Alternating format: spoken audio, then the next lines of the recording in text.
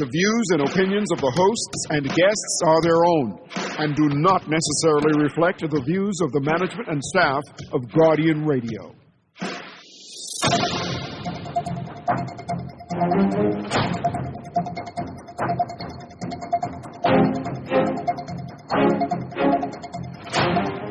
Guardian Radio Today is brought to you by the Cleveland Clinic and Prince Masters.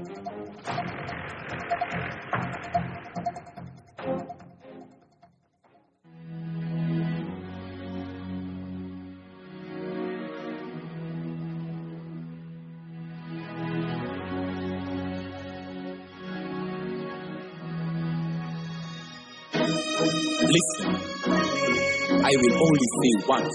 I don't like the system. It is messing up the minds of our children of today.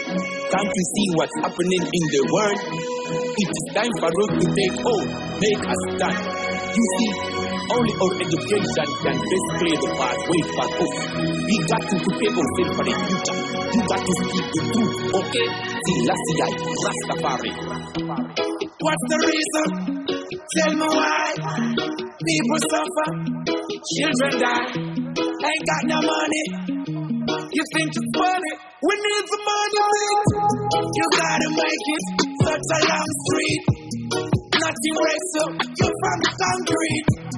Them the right way. My done see. What's the problem? Let everyone speak. I don't like the system. Never wanna. And welcome to another edition of Guardian Radio Today with your host, Pastor Dr. Cleveland W. Eneas III, also known as Kahun Anku Sarah. We have a great show planned for you today. We'll be with you up until the 4 o'clock hour. And before we open the phone lines, I'll let you know what they are. 323-6232, 325-4316, 325-4259, the Family of Violence, 242-300-5720. The Guardian Radio text line is powered by BTC. That's 422-4796. Standard text rates do apply. We're streaming live on GuardianTalkRadio.com. And you can also get us at Cable Bahamas, channel 969, or BTC Flow, channel 612. Special show today. Every show is a special show. But today, want to touch on a topic that I know it can become controversial, but I want it to be educational because there's a lot of ignorance around this topic. And today's topic is Bahamian-Haitian relations in a Pan-African world. Bahamian-Haitian relations in a Pan-African world. I'm going to introduce the guests in just a second, but I just want to set the table a bit before I introduce my guests, right? So both the Bahamian and the Haitian populations are overwhelmingly descended from West and Central Africa, brought through the transatlantic slave trade.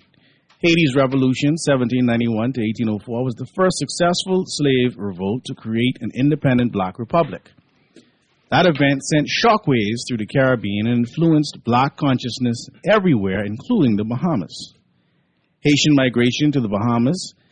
Historians will say it started in the early 1900s, but I have a guest here who has some things that I'm sure is going to dispute that. But they say it started in the early 1900s for agricultural work, especially they say sisal and sugar. It accelerated over after the 1950s due to the political instability and poverty in Haiti. Today, Haitians and Bahamians of Haitian descent are the largest immigrant group in the Bahamas, estimated at approximately 50 to 100,000 people in a country of 400,000. That's the numbers they're giving us. Now, of course, this brings about points of tension. Haitian migrants often work in construction, agriculture, and domestic work.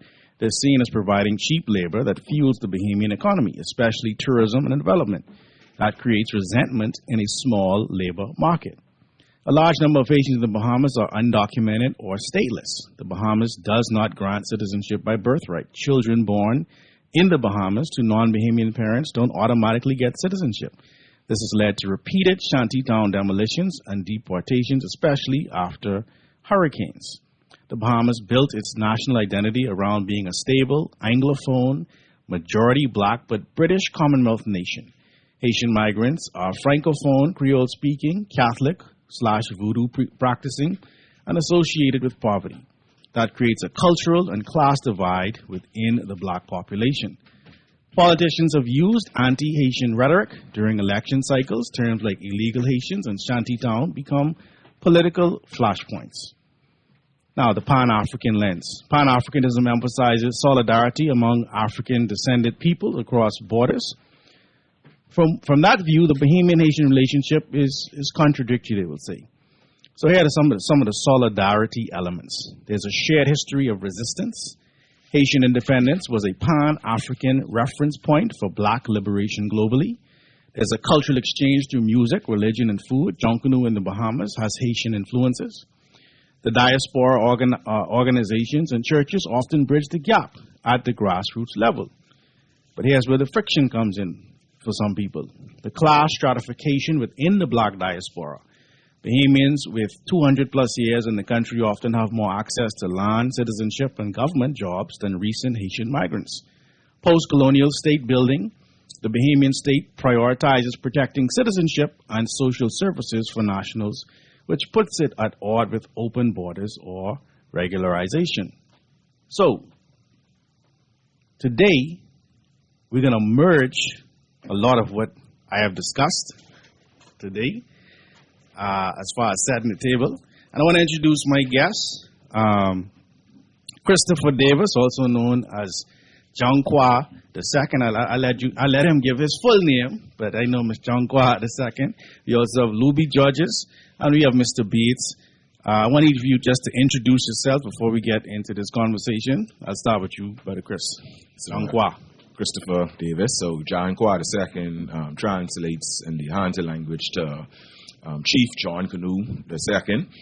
So I've been a researcher now for going on 14 years. Been doing a lot of research, particularly surrounding John Canoe, Pan-Africanism in the Bahamas, resistance, race relations, and of course in my book I published 3 years ago, Black Rinse, I have an entire chapter that is dedicated to the historical relationship, focusing more on the 18th and 19th century between Haiti and the Bahamas. Yes. Yeah, and I also am a manager at the Clifton Heritage Authority. I'm always out there at Clifton Heritage National Park. But first and foremost, above all, I'm a Pan-Africanist. Yes, indeed. Yes, indeed. Luby Georges. How you doing, my brother? Hey, good, man. Good to see you. Good to see you, too. Good evening, Bahamas. Good evening, gentlemen. It's a pleasure to be here on Go. It's been quite some time. Yes. You and I have sat on microphones I tell you. But Luby Georges, currently working in the capacity of immigration consultant. Not a consultant with the Department of Immigration. And that's why I wanted to bring you here. I wanted you to clear that up, too. But go ahead, yes. I've been clearing that up, man, for the past 5 years. I know. But, people are still running on with that. But, of course, you guys know that I'm an activist, a humanist also. Yes. So I'm here. Yes. Of course, I'm of Haitian descent. Yes. So I think that I can add some value to this conversation. Yes, I think so, too. Mr. Bates. Yes. Good day, Bahamas.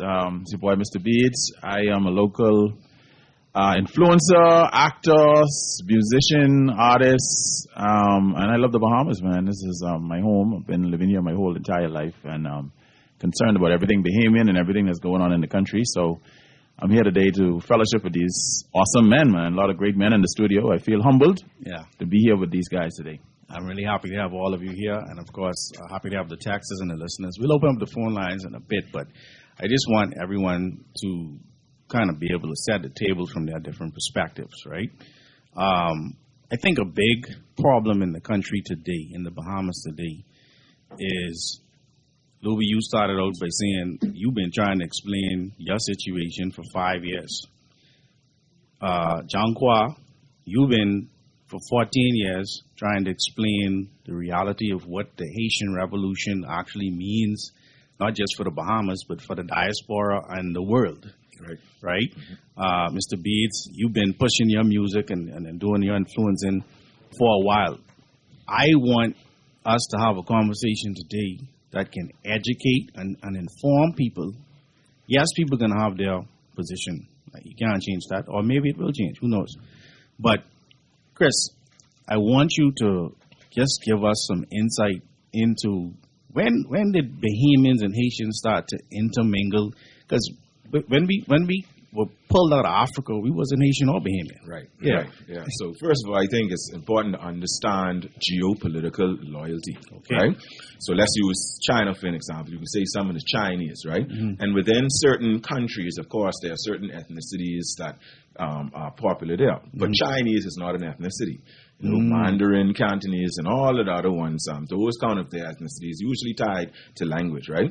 So I say that to say this: anybody from anywhere could be a Bahamian. It has absolutely nothing to do with any sort of ethnic background, right? So there's no organic Bahamian? I would love for Lincoln Brown to give a clear definition to what an organic Bahamian is. I've been hearing that term, Pan. I think he did give his definition. Oh, well, please share that with me so I could go through that with a fine-tooth comb. It didn't require much effort, though. But anyway, so now this relationship, of course, Haiti did not come into full existence until 1804. It was known as Saint-Domingue, right? But at the same time, and so I see some people saying, well, those that came in the 1790s, they weren't quote-unquote Haitians, right? So there was always this movement, right? And there's confusion as well about so there's always this relationship with the Francophone world, first and foremost, right? So you have surnames like Poitiers and Devoe, which are often confused with being Haitian, but are actually not. Those are French Huguenot names that then became British. You see the geopolitical loyalty?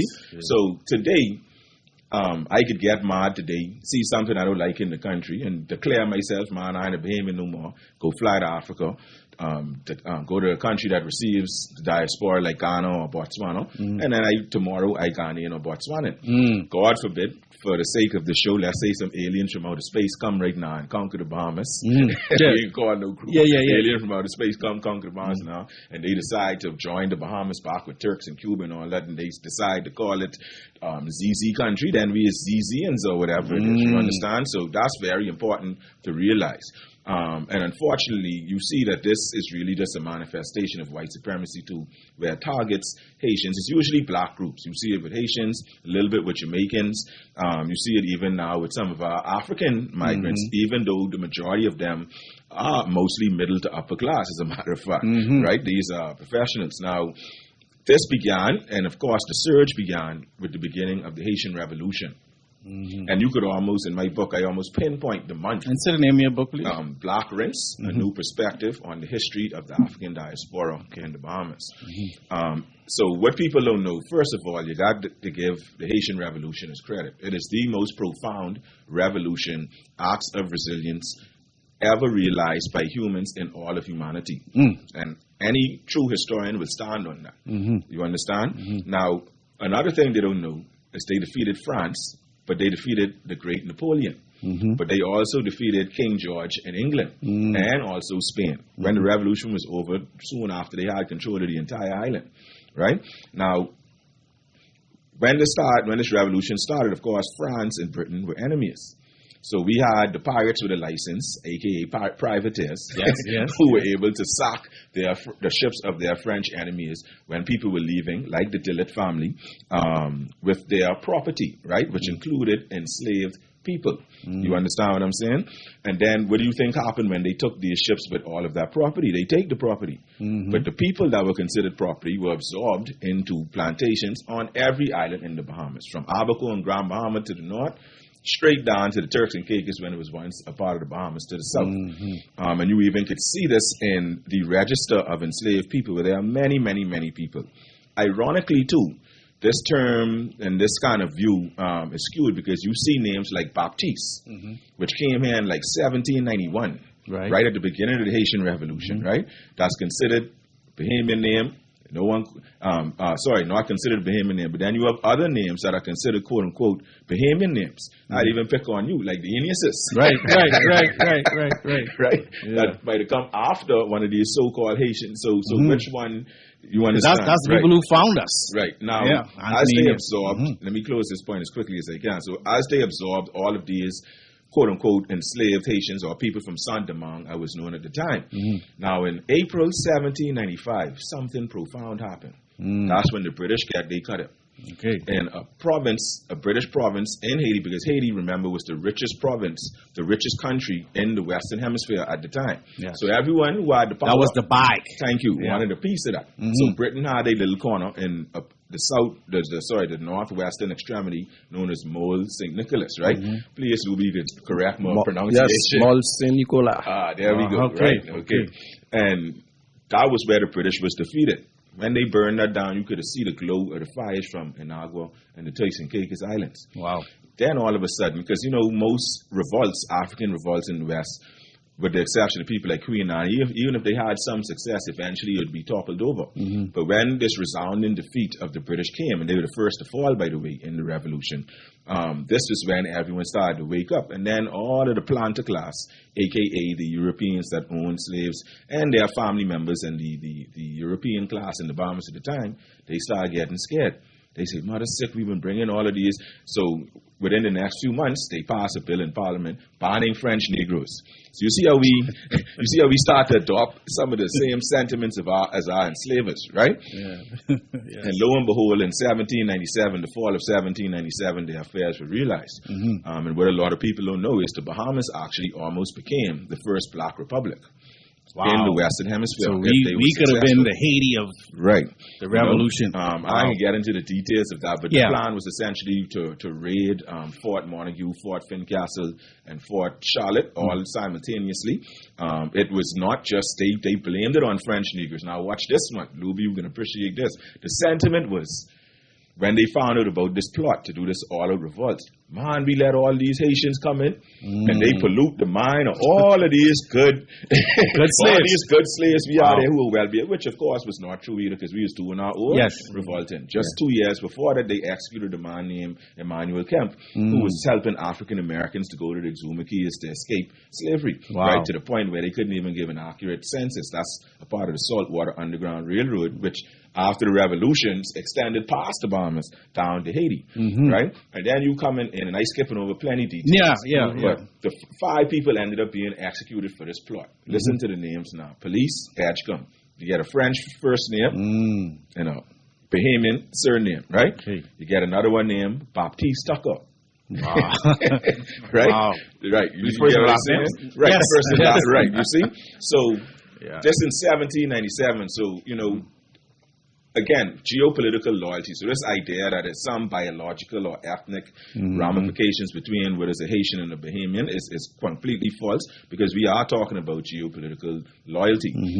Then from the 1790s, you have had, up until slavery ended, I have counted over 1,000 enslaved people in the Bahamas.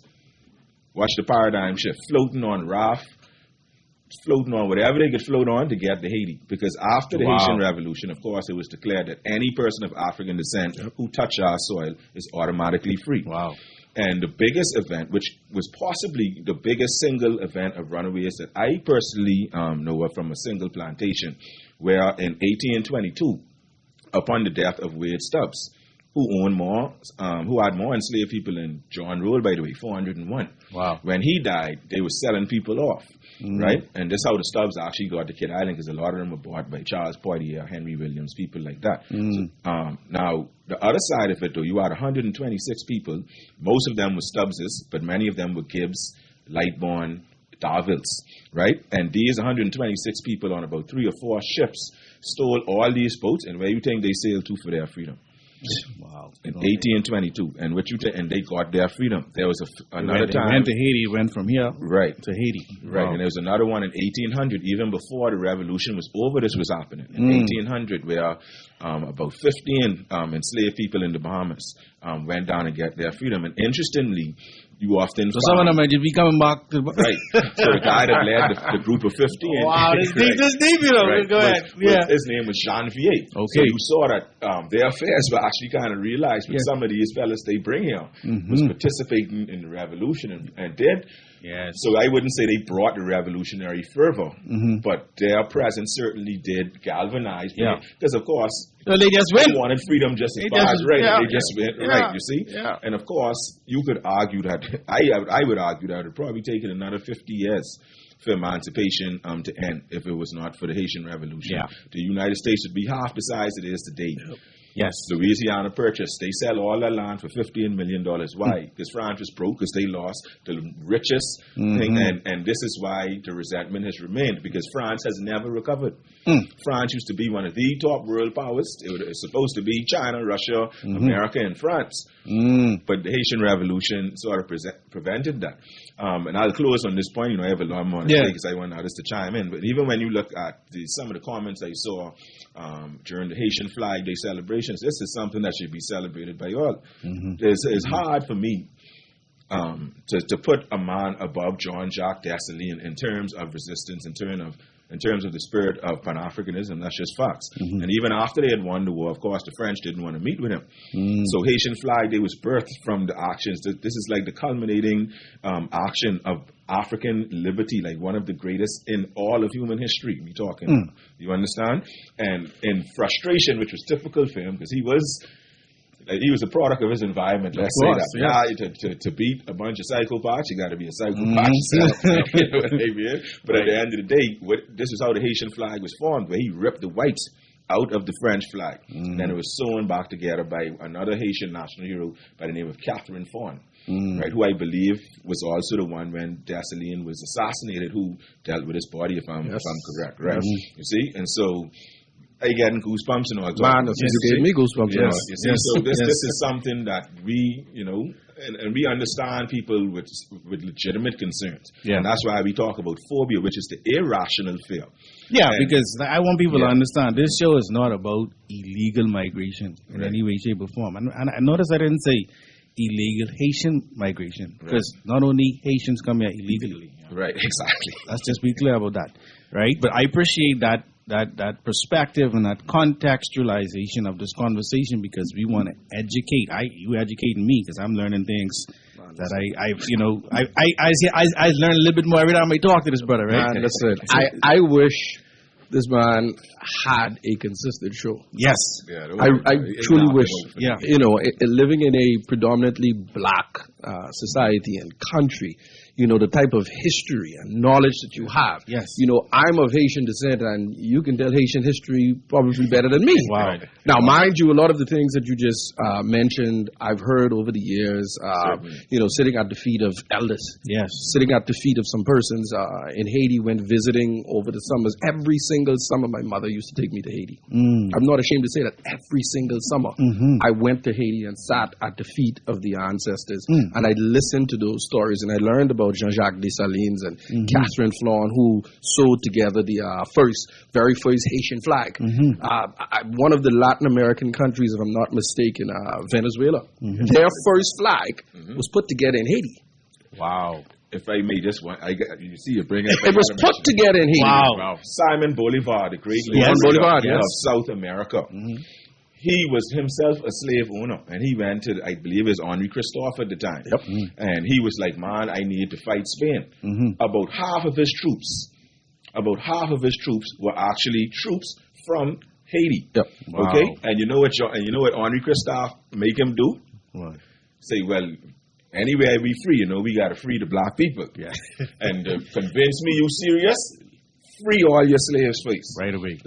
Right then and there, Bolivar released oil, and then it was that. So that's why to this day in Colombia and Venezuela, you still have Haitian villages in these areas that are actually revered within the Afro-Colombian and Afro-Venezuelan community. Sorry, that's stuff that you tied in together, and this is why also it is widely known that one of the greatest friends Haiti has is Venezuela. Right. Okay. Because of the same reason, the Venezuelan people and that entire region, I think they call the people in that region Bolivarians or something to that effect. And then you have Bolivia as well. Bolivia. Paraguay. If you look at those countries, their flags are similar also. And to go back to that same story about Simon Bolivar, he actually made a first attempt to free his people and then had to come back to Haiti because they gave him the blueprint, but they were still unable to execute it. Right. So he had to come back. And on his way back, they said, you know what? We'll be good ride with you this time.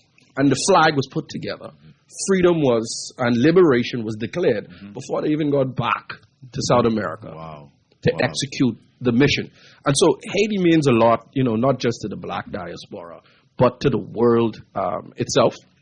And sadly, Haitians in this day and time are the ones that are probably the most shunned, pushed aside, discriminated, faced prejudice.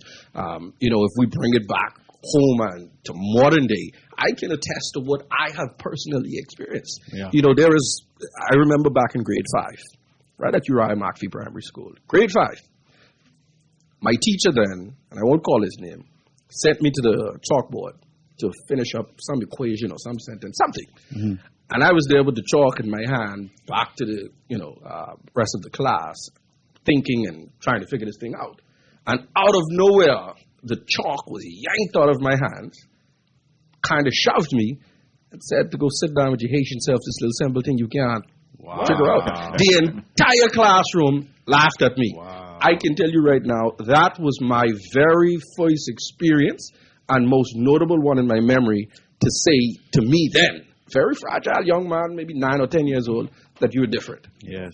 That there is something different between you, and this teacher highlighted it, and everybody laughed. Mm-hmm. Before then, I never experienced it. Mm-hmm. Born and raised in Camp Road, St. James Road proper. Yes.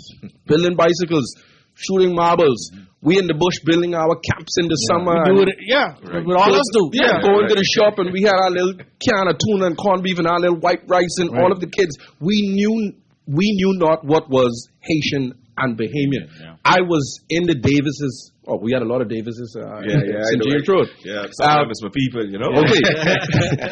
Just thought about that. Yeah.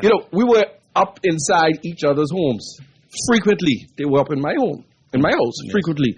Your mother was my mother. You're Bahamian. We didn't know that. Yeah. We're eating the same. We're drinking. We're playing.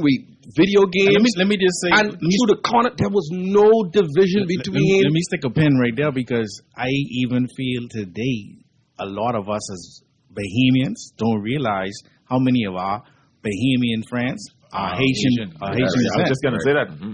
Yes. I know because that's for real for me. Because I remember my best friends growing up. Their last name was Jacques. Mm-hmm. Jacques. I never look at them as no Haitian, right? You know what I mean, or looked at it in that regard. But then, my mother was born in 1937. So one of the things that she shared with me, she was born on Long Island. She said, "Listen, growing up in the 1930s and 40s and early 50s, the Haitian boat used to come there and feed us. Right? We survived because of Haiti. Yep. My father was born in 34, I think, 34, somewhere around there. Mm-hmm. And he said the same thing too, growing up in Providence. And so that was my understanding of my small understanding of the history between the connection between Haiti and the Bahamas. But I have a question, and you can answer it now or later. Why don't we teach what you just said in our schools? Great question. Well, why are we focusing on Columbus and all these other stuff? That's what I'm saying. Let's let the cat out of the bag, Uncle. Most of what I said is actually going to be begun to be taught in schools. Mm-hmm. Our former, now Minister of Education, she pushed that initiative, and she kind of picked out some of that. So Uncle actually wrote the chapter on African origins and stuff like that. Mm-hmm. And I wrote the chapter on that, but I also edited a few other chapters, particularly, and I made sure that most of that, what I said about the relationship between Haiti and the Bahamas, and it's not just that relationship. We argue we have an even stronger modern relationship. And to touch on the passage that you even read earlier, you notice how they started it in the early 20th century. And that's why I say, I stop and I say, I know this can't be. And the willing Haitian migration that came to the Bahamas up until then was pure professionals. Mm-hmm. First black politicians, let me say this, and doctors and merchants. So it wasn't, the quote unquote downtrodden. Yeah, I want you to finish. I want you to finish, but I want to say this before I forget. My grandmother, Muriel Fraser Eneas, she was she became the principal at St. Anne's, but she taught French. Right. There was, and these were things that was happening around us when we were children. We didn't know. There was a gentleman who, I don't know, he was there to fix stuff around the house or whatever the case was, and he was speaking, and as he was speaking, and she didn't say nothing while he was there. And when he left, she looked at my grandfather and she said, "He is very educated." She said, because his French is not, he's not even speaking Creole. He's speaking French. Right. But he was here just fixing stuff around. If you just looked at him, you wouldn't have known. But she said, no, that's not he's not a handyman per se. He's just doing what he has to do. But go ahead. Sorry. Yeah, So, yeah, man. And so those things are on the way. Touch on, if you can, because it's something I was learning too and studying some of the stuff. Right. The white Asians. Yeah. So we focus mainly on color skin and we look at black Asians, right. But we don't know a lot of history of white Asians that migrated to the Bahamas and move around, and stuff like that too. Exactly. So from the late 1700s, that would have mostly have been whites that willingly emigrated to the Bahamas, right? Who also owned enslaved people. You understand? So like the name I called earlier, Baptiste, you had Macron. The xenophobia was so strong then, and it was almost like it was little spikes of it throughout our history, to the point where, and it still happens today, and people actually criticize people of Haitian descent for doing it, when it's literally done not to try to steal some identity, but just so they could be safer in a society where not all of us, of course, but too many people hate them, and to digress a bit, we have these events. I ain't get too deep, but I sure Louis remember, I can just call the Palm Key event that happened some years ago. We have had some horrible things. That was horrible. Right. People forget why Loftus Roker had to resign as Minister of Immigration too. I can leave that one alone because I know he's well loved. But let me leave that alone. But we know he's well loved. But just go and check back in the early 1980s. Why did he have to resign as Minister of Immigration? And see what our Bahamian soldiers did to some undocumented migrants. With an asterisk at the top. Yeah, and see, a lot of this show, a lot of what I'm hearing, it spawns out of a lot of self-hate. Certainly. Yes, that we as a people have, and we often have this misplaced anger towards each other, as opposed to the actual systems that are oppressing Haitians and Bahamians, Jamaicans, Bajans, etc., etc. You understand? We're going to go to a break. When we come back, Luby, I want you to, again, just explain what your role is as the immigration consultant. And then I have some questions, some texts are coming through. And then, of course, we'll open up the phone lines eventually. But this is Guardian Radio Today. I am your host, Pastor Dr. Cleveland W. News III, also known as Calhoun and Kusara, Haitian and Bahamian relationships in a Pan-African world. That's what we're talking about today. Keep it locked.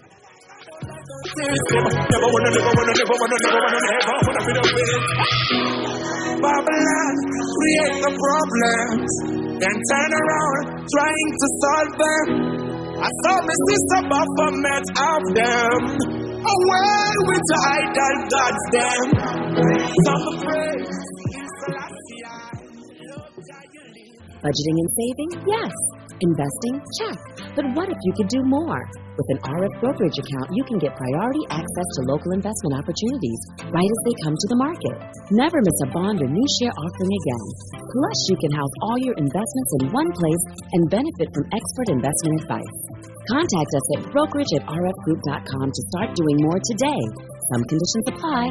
RF, money at work. At Star General, you can go gold. Comprehensive car insurance covers loss or damage from accidents, fire, theft, and third-party liability. But the Gold package gives you increased coverage for rental car and windscreen, personal accident, medical benefits, deductible waiver, and 24-hour roadside assistance where available. Our Star General Gold package also gives you up to $2,500 for accidental damage to a rental car anywhere in the Bahamas. Go gold with Star General. Insurance made simple. Turn a trip to Burger King Nassau into a galactic adventure with the Mondo and Roku Whopper Combo, featuring special shake fries. Whether you're a bounty hunter in training or just here for your way, Burger King Nassau has everything Mandalorian, Roku related you could want. Grab the toys, the mugs, the crowns, and your crew, and head on down to BK and celebrate the Mandalorian and Roku adventure with Burger King Nassau. This is the way. Love the show? Want to give your support? Become a sponsor today. Call 302-2300 for our rates and packages. That's 302-2300. Become a sponsor on Guardian Radio 96.9 FM. Fresh news, smart talk, all day. This is Guardian Radio 96.9 FM. Fresh news, smart talk, all day. the system. Never wanna be no victim. I don't like the system. Never wanna be no Babylon. Yes, indeed. We're back here on Guardian Radio today with your host, Dr. Cleveland W. Williams III. Special guest in studio today, John Quad II, also known as Christopher Davis, Luby Georges, and Mr. Beads. I said your last name correct, Georges? It's actually George. George. I want to say it properly. George. Right? Luby George. And Luby is Louis? Luby, yes. Luby George. And of course, Mr. Beads. We're having a conversation today that I pray is one of many, because we need to have the conversations that bridge this gap between that rhetoric seems to fill. There's a lot of rhetoric that fills the gap, a lot of ignorance that fills the gap. When we have such a rich history that can be built on in this country. Luby, I got some questions. I just want to get out of the way because, people. They got questions for me. They got questions for you, Luby. George Brown is here. All of that rich history. You can get it today. They've been waiting on you. I'm going to read three of them, well, two of them, and three of them, you can answer. Does Luby support illegal immigration? Let me do it one at a time. Does Luby support illegal immigration? What's your answer, Luby? I'll answer by saying this. I'm an immigration consultant. Yes. I think that alone should answer that question. Persons so like it would answer this question to really denounce illegal immigration. I'm an immigration consultant. Right. Does he adhere to and respect the laws of the Bahamas? I'm an immigration consultant. So I mean, just the mere fact of what I do. So tell us more about what that is. What is it to be immigration consultant? I not to call out anyone, right? Mm-hmm. But Mr. Lincoln Brown said throughout his campaign and on his lives all the time, we're not against Haitians, we're against illegal migration, but we just want people to do it the right way. But what do you think I exist for? Okay. Immigration consultants, this is what we do. We help persons to navigate the processes the right way. Okay. Listen, I've encountered scores. I mean, I can't count the amount of persons who are even born here in the Bahamas, who at 18 are eligible to apply to be registered as Bahamian citizens, who do not know which documents they need. Wow. And guess what? In needing those documents, they have to also find their parents' documents. Okay. To complete the application. Parents who were born in other countries, like Haiti. Some parents who were born in very rural areas without proper documentation. Your mommy was born in the 50s or the 60s in rural Haiti. Yeah. We're able to navigate and to contact the embassy and other agencies in Haiti from these. I've been, and other consultants have been responsible. You're not the only consultant? Oh, no. Okay. Listen, there are scores of consultants here. It sounded to me like you was be protecting. And that is what we do, The consultants are literally helping to protect the borders by ensuring that people do it the right way and helping them to navigate.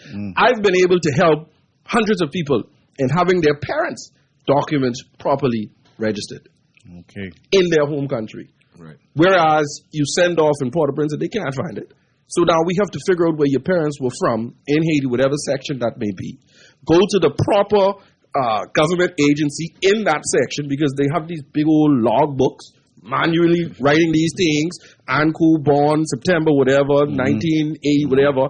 And until such time as the book is completely filled, they're not sending it off to Port-au-Prince. Oh, wow. That happens also for the deaths. Wow. And so when persons like us make contact, that information is then pushed forward to Port-au-Prince. It's properly organized and documented at the National Archives, at the judiciary level, at Haitians Foreign Affairs, before that document can come here. And then a person like me would translate that into English and then take it to the Haitian embassy and have them authenticated. Right.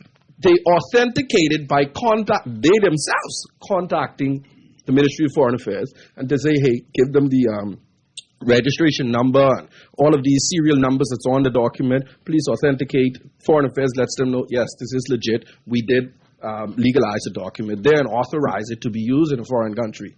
They then add that authentication certificate to it. Then a person like myself would take that to our Foreign Affairs and have it apostilled before the Department of Immigration can use that document. Okay. Listen, these processes and people talking about you can't just come with a piece of paper and chuck it in someone's face and say. People talking about Bahamian passports and citizenship and being given out like candy. I can guarantee you citizenship in this country and residency is one of the hardest things to obtain. You're saying it is protected. It is very difficult. It is very, we've been speculating and then Ingram came on and said, listen, it hard, it's Stephen election over here, buddy. Don't mind all of that. I'm with the FNM, but I can tell you all it's hard. It's almost impossible.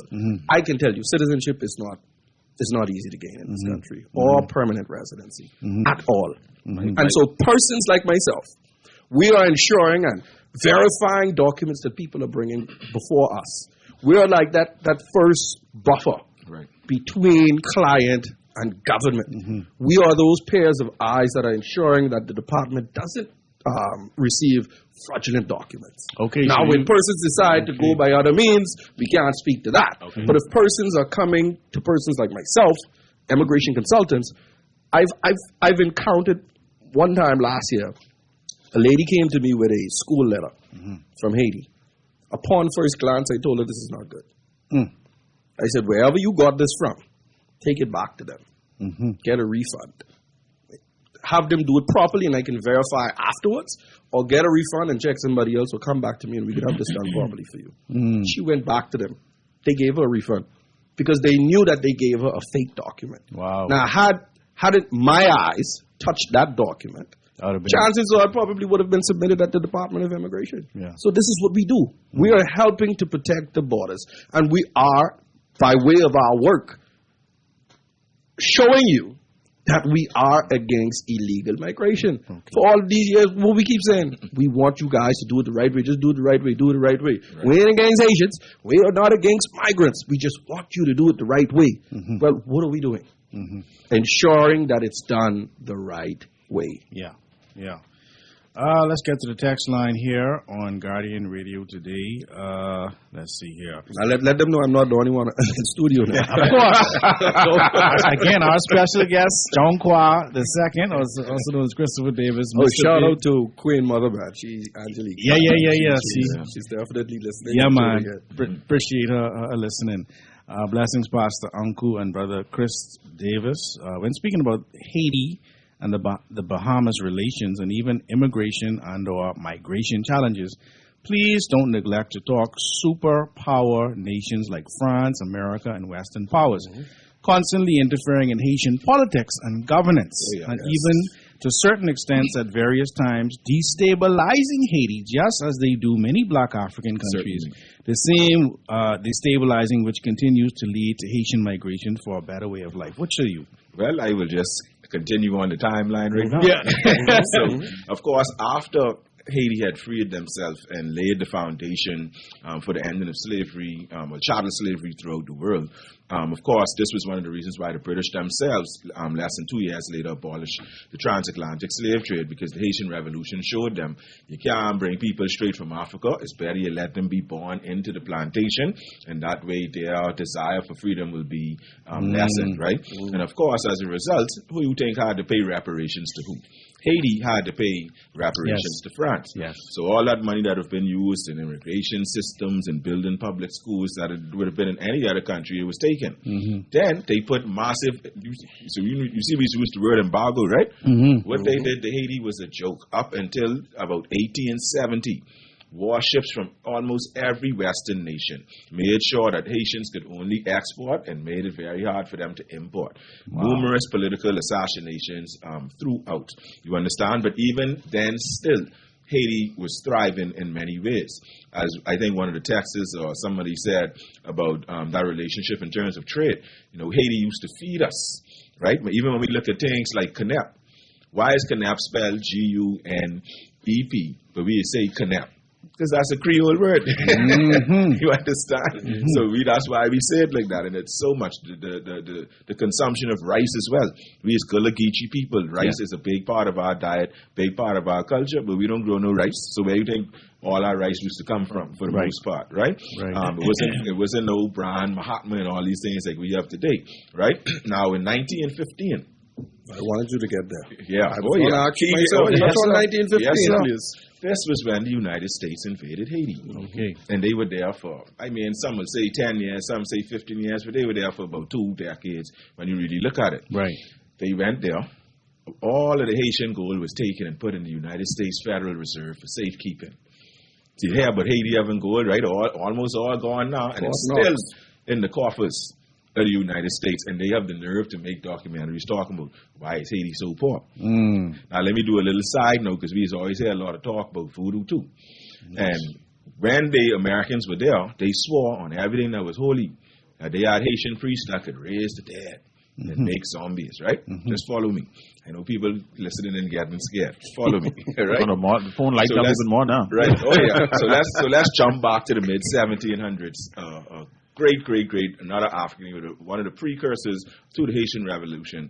In certain places in Haiti, I heard that you can't even supposed to say his name out loud. Markandal. Markandal was from a place called Mayombe. And in Mayombe, they didn't believe in jails and prisons and stuff like that. They used psychoanalytic drugs to police and punish their people for crimes. Wow. So what we call a zombie was really just the result of the use of the drug tetrodotoxin, which is found in lionfish, pufferfish, all these different things. And so Markandal convinced the French that he was a model, and he would have his assistant administer the right amount of tetrodotoxin to give the perfect illusion of death. They have a whole funeral, everyone crying. Next day, Markandal at your door knocking. Look at me, I raised from the dead. Now, what is that? That is just science. Yes. So hold on, he used it on himself? Yeah, he would use it on himself. Other people, quote unquote, the French doctor come feel the pulse in there, raising from the dead, right? And then, of course, skipping over a lot, but when they finally caught Markandal to prove that he was not immortal, they executed him on top of a hill and burned him alive. 2 versions of the story. The mythical one says he didn't die, he turned into a mosquito. But the real history is, before he died, he said, "Fear not, my people, I will come back as a mosquito and do far more damage." He was talking about yellow fever and malaria. Yes. And Europeans did not figure that out until the turn to the 19th century, bro. You understand? So it would be another century and a half before they started to figure out that these mythical diseases that they would put on to curses were actually caused by mosquitoes. This African scientists, as we would call them today, knew about these things and used that psychological warfare. Now, fast forward back to the U.S. invasion. The U.S. soldiers swearing they see in this. So this was used as psychological warfare. And nothing to do with no hocus pocus, nothing to do with nothing like that. You understand? Now, those Americans who invaded Haiti, when they started to return, they brought these stories back. And this is what birthed the American horror film industry. You see, this degradation of African culture is so entrenched in our minds, in our culture, that we do it without even realizing it. And The Night of the Living Dead, of course, was the first ever horror motion pictures with quote-unquote zombies eating brains. But where does the word zombie come from? Zombie is the name of the god that they worshipped in the region that Markandal was from.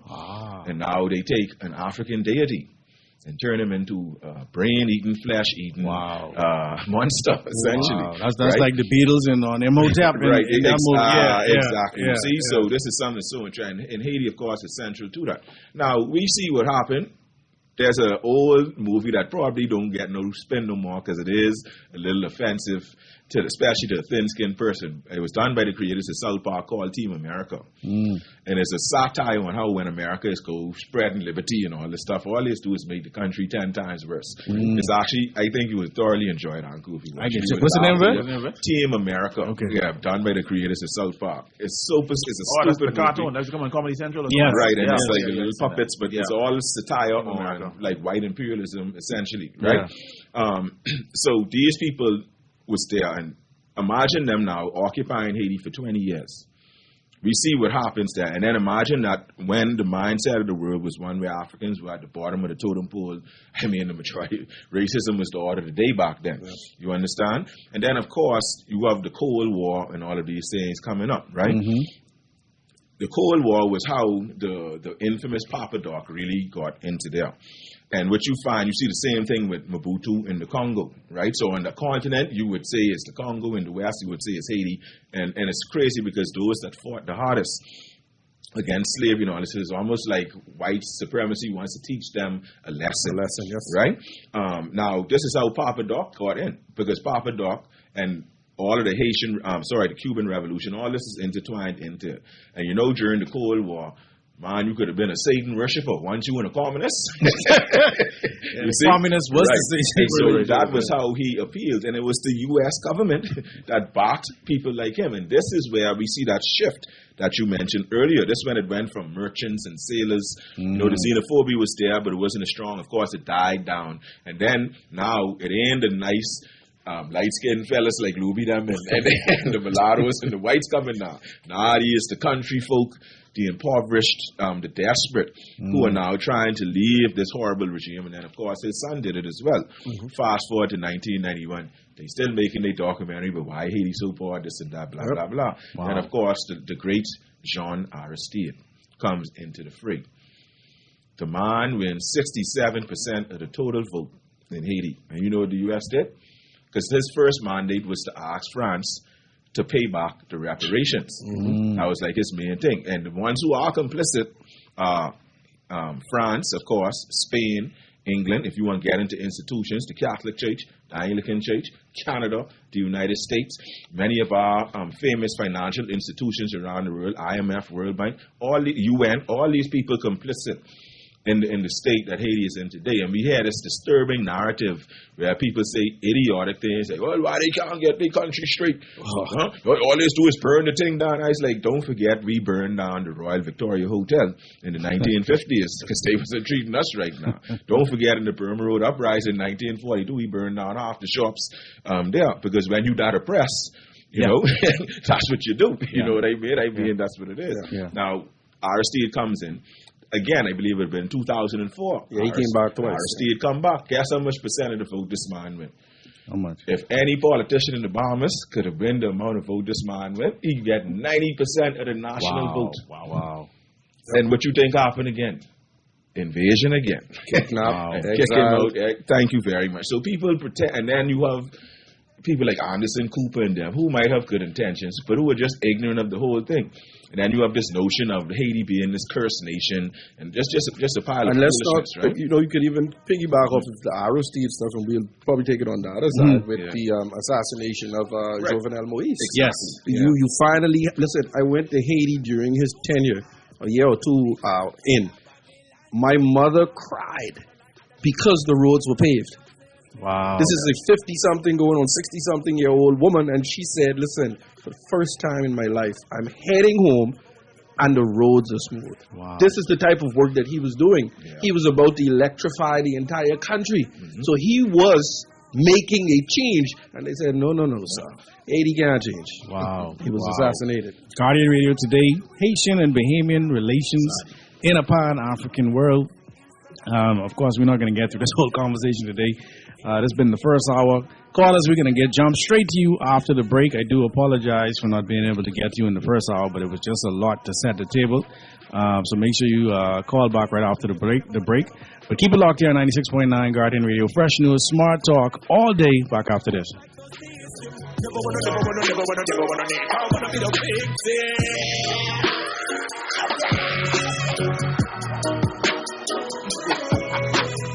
Others don't judgment, yeah. Jamaica to Africa.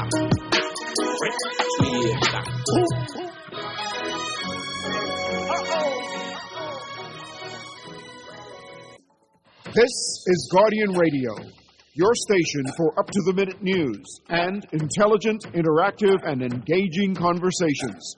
96.9 FM. I don't like no system. Never wanna be no victim. I don't like no system. Never wanna be that. And we're back here on Guardian Radio today with your host, Pastor Dr. Cleveland W. Eneas III, also known as Kahun Anku Sarah. Special guest in studio today, John Kwa II, also known as Christopher Davis. We have Luby George. Am I saying it properly? Josh. Yes. And we have Mr. Beats. Yes, sir. We're talking about Bahamian-Haitian relations in a Pan-African world. Callers, let me give you an opportunity to jump into the show. You're live here on Guardian Radio today. Caller going once? I thought I was bluffing it. I tell you I was coming right, coming right after the break. Anyway, they could definitely call back. Let me just get some text here. Let's see. This text that says, "Good afternoon. So if you have no organic Bahamians, that means you have no organic Haitians either. What don't sit right with me? Haitians always play victims. Bahamians have a right to be worried. We're literally watching our culture shift right before our eyes. Bottom line is we already have a Haiti. People cannot make the Bahamas Haiti." Okay, what's the... I have a question. This goes back to my question that we talked about off air. What role does the government play in preserving our culture, or what we know as Bahamian culture, so that people who come here from other countries, like who have their own culture, so that we could still have a balance? You see what I'm saying? Because I like the question, but I also we started the show by saying none of us were Haitians or Bahamians. Right. So exactly. We were Africans. Right. This comes into that question of geopolitical loyalty again, and what it actually means to be Bahamian, to be Greek, to be French, to be a person from the United States. You get what I'm saying. And then, of course, they use that term organic, which is a biological term generally, right? And as we said, it has nothing to do with biology. So if someone's geopolitical loyalty is with that country, that's what it is. Right. I mean, let's use Rick Fox as a matter. He is declaring that his geopolitical loyalty is of the Bahamas. Yeah. You know, he might have lived in Canada, he might have represented the Bahamas in sport, but we know he's from here. Yeah. And then I've been to school with him. Right. And he's declaring it now. So you only have one or two silly people, you know, and they might have legitimate issues with him, but the issue with him is not about his Bahamianness. No, right. You understand what I'm saying, if we're being honest. No. And so we have the same thing here. And now also to see, definitions are important. Culture is what we do now. You know, we have, and that's good things and bad things. A lot of times people conflate cultural heritage with culture. Cultural heritage is unchangeable. You understand? Okay. And to add to that point, I know many Bahamians of Haitian descent that is Rush and John Canoe. Many. See, that's my point from the beginning of the show. You don't even know it's Asian. Thank you. Right. I was going to ask, you know, like, sorry to answer a question with a question, but in what aspects is Bahamian culture being affected to that extent? It is not. Changed? It's a myth. Okay, so I can't see it. So I could tell you what I see as or hear people talk about as phobias. So, for example, food. Yeah, okay. Okay, so we cook. Bahamians are known to cook food a certain way, right? Right.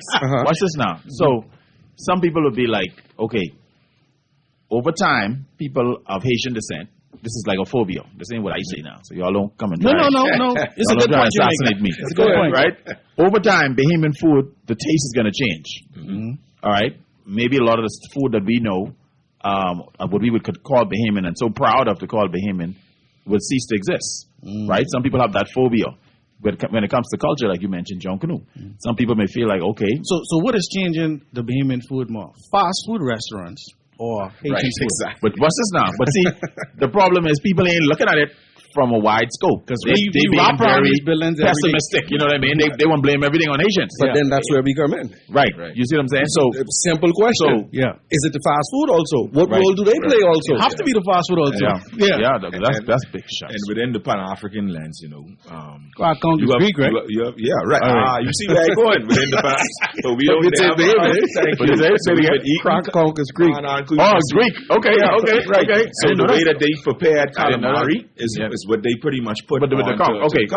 We've been eating conch long time before the Greeks came to the Bahamas in the 1880s and the 1890s. Yes, Queen. And of course, we like gyro too. Right. We love a gyro, you know, lamb gyro, whatever type of gyro. I love gyros. Falafel gyro is one of my favorite things in the world. People who listening, if you want to bring me lunch, right? Exactly. Falafel gyro from GRK. So I'm not, and of course, I'm not saying that we should have a negative attitude towards Greek Bahamians. No. But I find it I find it troubling that we have this attitude towards Haitian Bahamians, you see? Right. And again, our culture is already inextricably linked, number one. Of course, they are distinct cultures that exist on their own. And this is this sort of, again, I mentioned earlier this adoption of the sentiments and the values and the ideals of white imperialism, our enslavers. And this replacement theory that you see going around in America has also now been adopted by us. But culture simply don't work that way. And even if somehow that was to happen, the numbers that you said, it was somewhere between 50 and 100,000 out of the 400,000. So that would mean, let's just be generous for that one, that 25% are people of Haitian descent in some varying degree. That could even be a great-great-grandfather, of course, but that would still count, right? So with that amount, how is it that portion could override the other, 75%? Yeah, so the only way Pea Soup and Dough can stop being that we're much is if more we stop influenced by making it. American pop culture than Haitian food. With the cultural thing too, here's the way I see it too. I take my family household as an example. 2 Haitians came to the Bahamas, my mommy and my daddy. They together had 4 kids here in the Bahamas. The eldest at 42 years old, my oldest brother, right? So within that one household or family structure, I see it as 4 Bahamians to 2 Haitians. Right. I think this whole idea of not being true Bahamian and paper Bahamian and not good enough to be organic Bahamian, I think that is where we're going wrong. Yeah. I don't see myself as anything but Bahamian. Because I can tell you, my grandmother is from Savannah, Georgia. Right. We Gullah Geechee. Thank you. Okay. And this man speaking Gullah Geechee right now. Yeah. Okay. So which even moves the point. Your mere presence here, your dialect. Because if no one knew this was Luby Georges and you was just talking, no one would even assume anything. Because you was a Bahamian, you grew up here, and you have been affected by that. Socialized, you speak Creole because people talk about assimilation and all. Listen to me. I love about John Kudu. I don't miss John Kudu. Right. The Saxons, listen to me. I can go crazy on social media for Saxons. You understand? I mean, what are we talking about? The Justilians. Go ahead. I'm going to talk about them. Yes. Let's go to the phone lines. Marine Devalier. Yes, indeed. Exactly. Come on. Call it. Go ahead. You're live. Hey, Pastor Enos. How you doing, brother? Yes, sir. To you and your guests. Some things being poured down to us when we are younger, how for our parents them, and they tell us about how the Haitian them, See, okay, before tell I get what? to that, What they then tell I you? had a business. Then I had my business. When a Haitian come to my shop, I always try to get their name. Never try to say what you want Haitian. So how you know there's be Haitian when they come in the shop? Because I had a Haitian who used to be with me. And he used to tell me everything. Oh, he used to tell you when Haitians coming in? And okay. When I get their name, I call them by their name because they don't like to be called Haitian. They can know that there's disadvantage to them. And they always say, why you call me Haitian? You see? So the point is, they being down, look on. And when I tell them, I see you as another human being like me. Yes. But because our parents told us what some of those people practice, they practice voodoo. And that is one of the biggest scares of Bahamian. When they say, you fool with me, I go to Haiti where I do this. I had a Haitian lady what used to come there, and she would show me everything. When somebody passed you money or when they turn the money or whatever, stuff like that, tell them no. Do it the next way. But to cut the story short, what we used to call mommy them back then, mommy and daddy them, if you notice, that is out the window now. You can't call these young generation that now. Well, you don't know. That's my point. They speaking just like a Bahamian who been here for 200 years. You know why? Because they Bahamians. That's my point. I appreciate your call, though. I appreciate your call. Yeah, thank you so much. Thank you so much. Caller, let's go to the next call. Caller, you're live. Go ahead, caller. Yes. I hear you talking about the food of the cultures. Mm-hmm. I don't think that's going to change. You don't think Bahamian food is going to change, is what you're saying? I don't think that the Haitian food could change what Bahamian cook. Right. Or their cuisine. Right. Because, it has something to do with the spices and stuff that they use in their food. And the style that sometimes I like these Chinese. I want to taste like what we think Chinese food is. That's the point. But Chinese food will always be Chinese food, regardless of wherever it goes. It will be Chinese food. Haitian food will be Haitian food, regardless of where. Haitian food could never turn into Bahamian food. Okay, because that's already printed that this is Haitian culture. Because food tends to come up from who we are as a people, how we lived, how we survived. Okay, Haitian, they use a lot of their food is prepared by fried. I assume because it wasn't much refrigeration, and most people live out in the country, so they fry a lot of their food.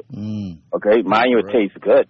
All right, but Bahamian, we could extend more. Now, what I see change that I didn't like in Bahamian food is the Johnny cake. Because that's a part of culture. And guava too. Don't forget that one. I got to bring Chef Simeon Hall on to talk about these foods.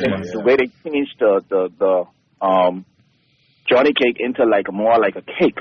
Right. Yeah. But they took away the essence from what our grandparents, how they had to prepare because they didn't have certain things. And I feel like that's what identity is. And you don't go away from that. This is what we grew up through the suffering. This is how we survive. That's what food is all about. We ate what we ate to survive. Yeah, we appreciate it. And the caller makes a very good point. Right. When I order Haitian food, I want it to taste like Haitian food. When I order what we call, I see Chinese food in China. I see what they're serving. No disrespect to the Chinese. I just Chinese probably don't eat what they give us. Exactly. But you understand what I'm saying? When I go to the Greek place, I want to eat Greek food. You understand? And so, good point, caller. Great point. Let's go back to the phone lines. Call you live. Hi, how are you all? Great, man. Thanks for calling. Oh, You make it true. I know, right? I'm laughing. I'm having a James Kaplan moment, laughing at yourself. Yes, love it. Because, I'm thinking about my family. And my mother ended up having 3 children for a particular Haitian man, right? And that affected my sister a lot, right? So this was a different father is what you're saying? Yes. Okay. So when we grew up, right off East Street area there, at that time growing up, when the Haitian people came in the community, like one of them lived right next door to us. So she would go outside to wash her meat, right? And she would wash her meat in the slub bucket, what we consider like a slub bucket, right? And so to her, that was just washing the meat in the bucket.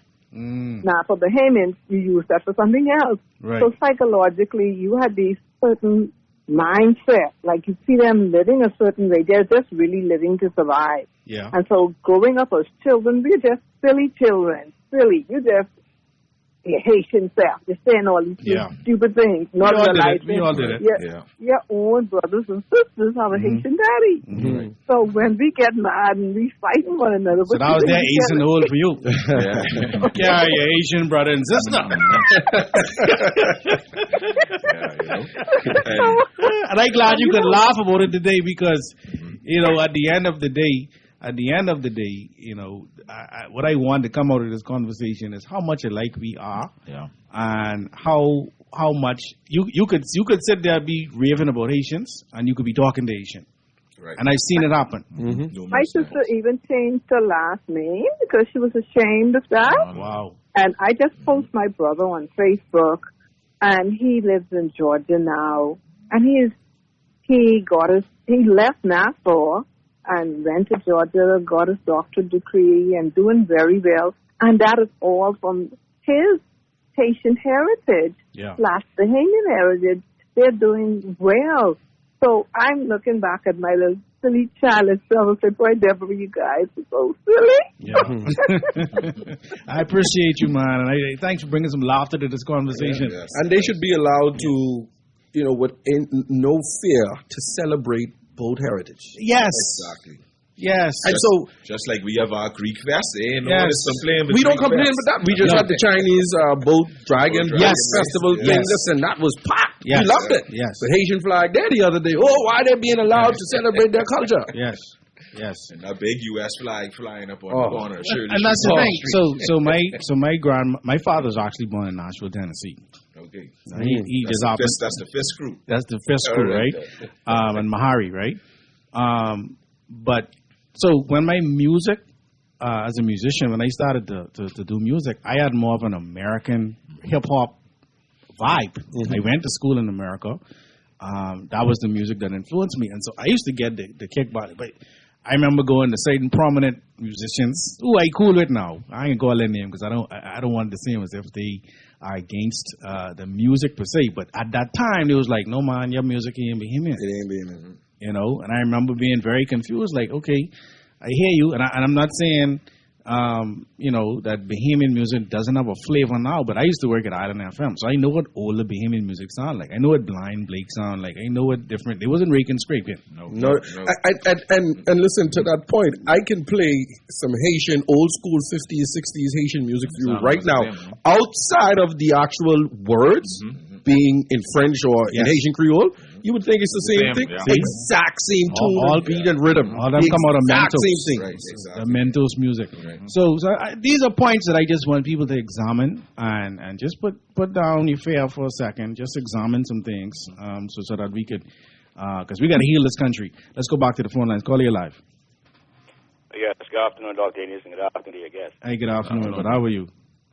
I'm doing well, brother. I'm glad you said just now you got to heal this country. Yeah. Because that's basically what I'm talking about just now. That's important, as you just said, brother. Heal this country. Yeah. And I was wondering, like how did Brother Davis was saying something that we adopted the ways of the oppressor, right? The mindset type way. And I had heard that prior to our majority rule, prior to our independence type thing, that the UBP government, they were deporting Haitians, right? And that when we took over, we intensified the process. You understand? And the thing about it is that the question I've been asking is that my grandfather told me that they used to get all type things from the Haitian boat. So Haitians was good, you know what I mean? The same as if it was in no tension, you know what I mean? We didn't recognize any problems, right? But I'm trying to figure out, like,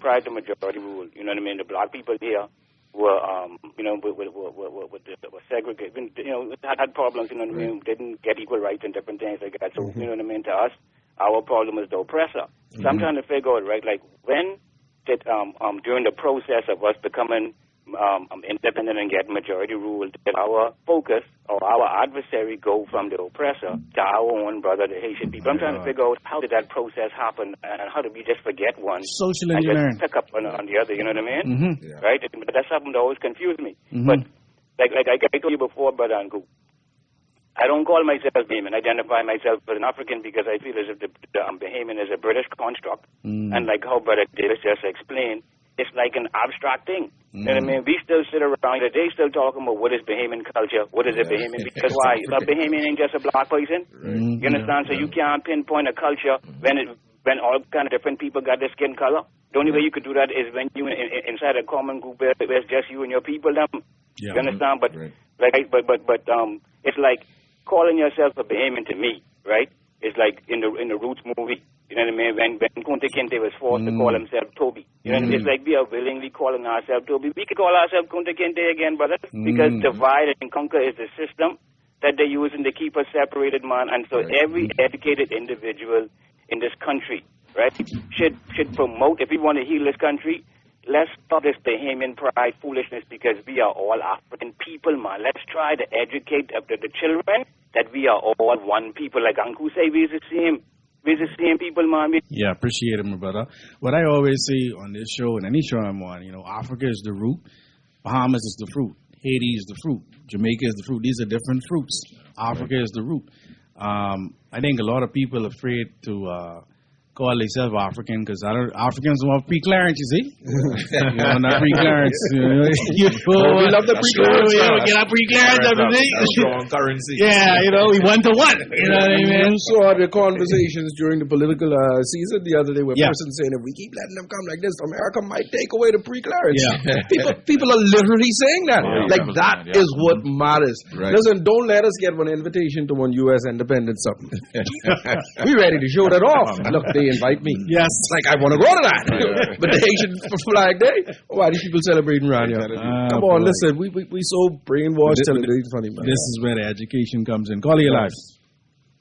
Caller going once? Yeah, go. Hello. Hey, how you doing, man? Great, sir. Good. I have a question for Ruby George. Also, I have a comment. Sure. My comment is, first, is like, if your mother and daddy born in Haiti and you born here, why did you still raise your flag against the Bahamian people talking about as more than us than y'all and all of that? Why are you all trying to divide us in our own country? This is the Bahamas, not Haiti. And that's what I have a big problem is. I don't have no problem with Haitian. I grew up with Haitian. So let him answer the question, Nicola. Let him respond. Kind of contradicting what you're saying, though. You're really contradicting. You're still here. We're still here. But let him respond. And I don't think he was listening to the full show either. No. That's why I want you to respond. Earlier I said that I don't consider myself anything but a Bahamian. Of course, my Africanism, I carry this with me every single day since visiting Ghana and bought this in Ghana. Yes, we Afro-Bahamian. Exactly. I don't consider myself anything but Bahamian. But you spoke about there being a difference between culture and cultural heritage. Like the female caller just a while ago, the woman who talked about her brothers and her siblings who's in the U.S. who had, dual backgrounds. He should be allowed to celebrate both of his heritages. Mm-hmm. I am a Bahamian of Haitian descent. Mm-hmm. That is clear. Just as my parents are Haitians. I'm of Haitian descent. Yes, on Haitian Independence Day, which is actually Independence Day, right? January 1st, I'm going to eat the soup joumou, the pumpkin soup. Mm-hmm. I'm going to pay homage to Jean-Jacques Dessalines and Toussaint Louverture's and I'm going to do it on Haitian Flag Day, May 18th. I'm going to celebrate that. Yeah. Guess what? In a few weeks now, I'm going to be out at Clifford Park or wherever else celebrating the 10th of July, Bahamas Independence Day. I am Bahamian. You're supposed to do that. But I do it. So when you say raise the Haitian flag against the Bahamian people, what does that mean? Let me explain it. What I mean is that, okay, you have Haitian Flag Day. Mm-hmm. They bringing up you have more Haitian in this country bringing up their flag against the Bahamian flag. I have a problem with that because this is the Bahamas, not Haiti. So let me ask. What Haitian got to understand, God gave the Bahamas to Bahamians, not the Haitians. So let me ask you a question. You need to go to Haiti and flag your own flag. Let me ask you a question then. Have you ever been down with that road named West Hill Street? And see the Greek Orthodox Church and stuff like that, and see the Greek flag? Do you have the same? You don't see them all over the place doing that. Yes, you do. They have an entire festival called Greek Fest. Don't lie on them people. They have an entire festival called Greek Fest. Go down West Hill Street right now, and you can see a Greek flag flying high. You see, so it's nothing about being against. Every nation, particularly nations like the Bahamas, that have, despite what people may think have done well for themselves, you will have people trying to come there. You understand? This is what happens in Britain, the U.S., Canada. You see it in Trinidad and Barbados a bit, as you see it in the Bahamas in there, because Trinidad, Barbados, and the Bahamas have done pretty well for themselves, right? But to frame it as something like going against is actually not, right? Before I could go. Yeah, one more thing. Yeah. Why won't all of these successful Haitians don't go back to Haiti and build Haiti instead of trying to destroy the Bahamas? Okay, because they Bahamian. That's a good point that the caller is trying to make. We just early in the show, caller, maybe you'll have to go back and listen to the show, right? We talked about how many external forces are in play to destabilize the Haitian economy. So there are Haitians who are trying. Wyclef is one. If you know Wyclef Jean, he almost went to try to be the president, right? But there are so many external forces at work trying to actually successfully destabilizing Haiti. It's not as simple as going back and fixing Haiti. It's not that simple. And I think that's why this show is so important, because we have to be educated about the global reality of what Haiti is bigger than just its influence on the Bahamas. Haiti has an influence on the world. You understand? You make a good point with regard to the flags, right? I think we also need to educate any foreign national. If you're going to put your flag up, also put up a Bahamian flag.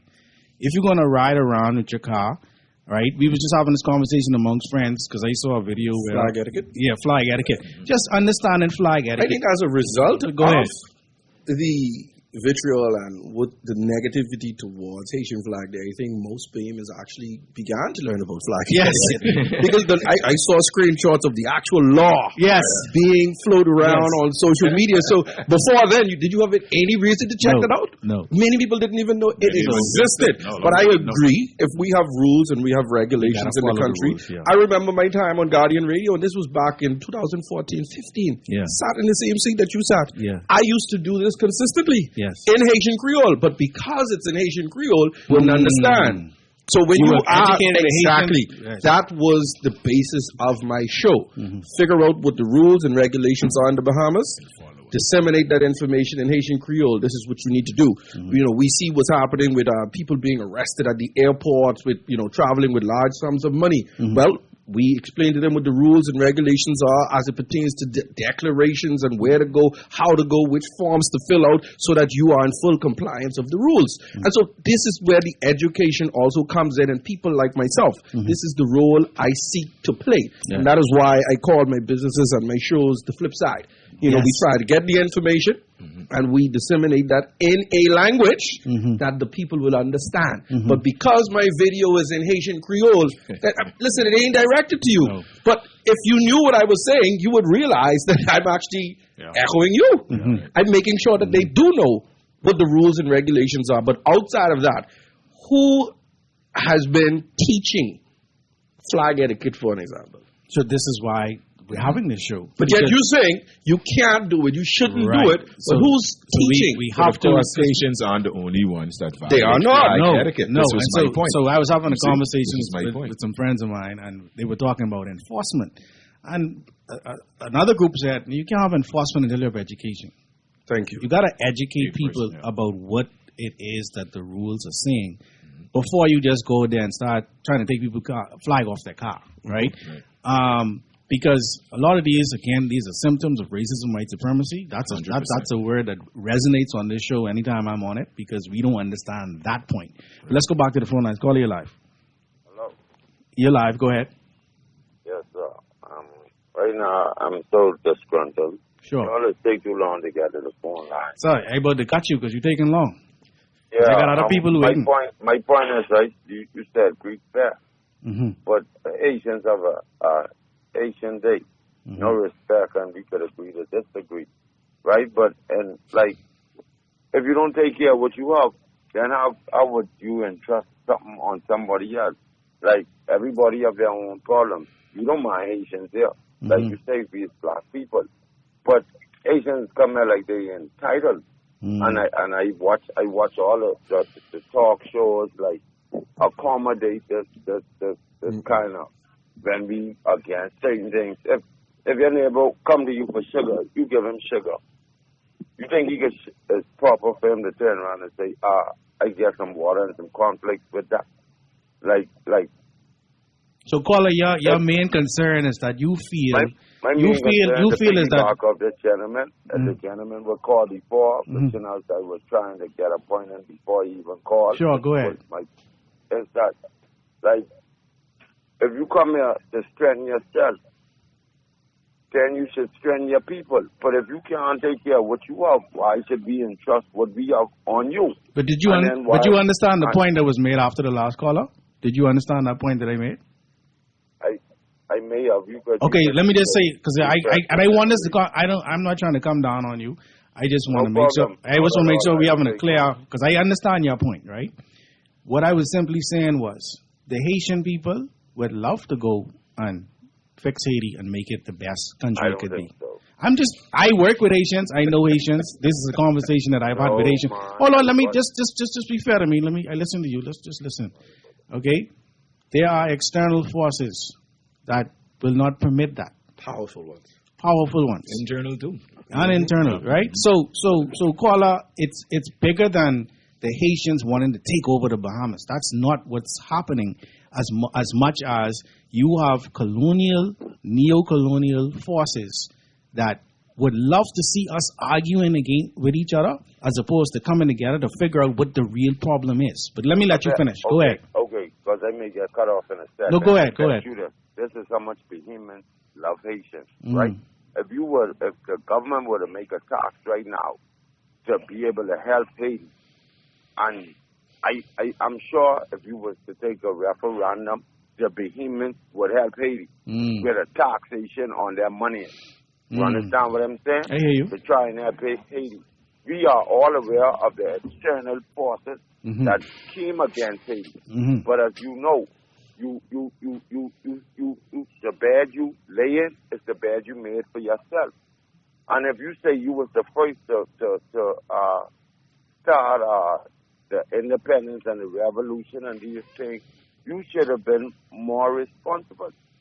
But all right. So caller, I don't know if you quite get Clearly didn't hear you. Yeah. So I guess he just missed. No, and let's be gentle with the people because some people are emotional and sometimes they're not hearing what is being said. Or I just pray, just do a little research. We got AI now; it could help you. Could pull everything. Exactly. Yeah, but go ahead. So I mean, I ain't gonna spend too much time on it, because again, I understand where he's coming from, but much of what he said was actually completely erroneous. So let me just respond, as Luby did earlier, with another question. That would be like blaming Bahamians for the decisions that are made by the Prime Minister and the monarchy in England. How can you blame the average citizen of a nation for the decisions that are made that they have no control, and they just in survival mode? To me, it's just ridiculous and crazy.